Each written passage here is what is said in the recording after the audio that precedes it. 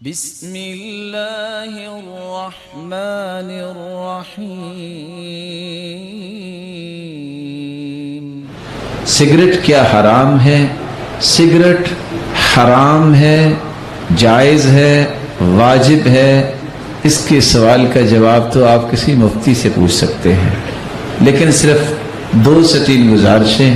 قرآن کہتا ہے وَلَا تَقْتُلُوا انفسکم، اپنے آپ کو قتل نہ کرو۔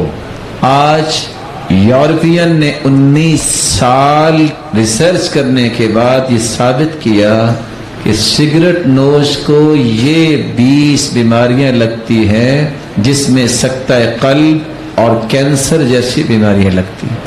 ان المبذرین کانوا اخوان الشیاطین، فضول خرچ شیطان کے بھائی ہیں، اور اگر کوئی حلال اس کو کہہ دے تو یہ پہلی حلال چیز ہے جو انسان واش روم میں بیٹھ کے استعمال کرتا ہے۔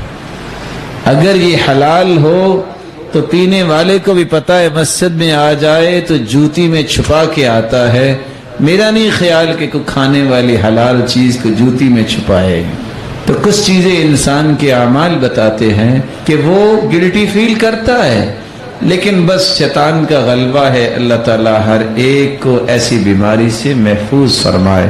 اور حدیث بھی ہے، نہا رسول اللہ صلی اللہ علیہ وسلم عن کل مسکر ومفتر، ہر اس چیز سے اللہ کے رسول نے منع فرمایا جو نشہ پیدا کرتی ہے، ومفتر، جس سے ہونٹ کالے پیلے ہو جاتے ہیں۔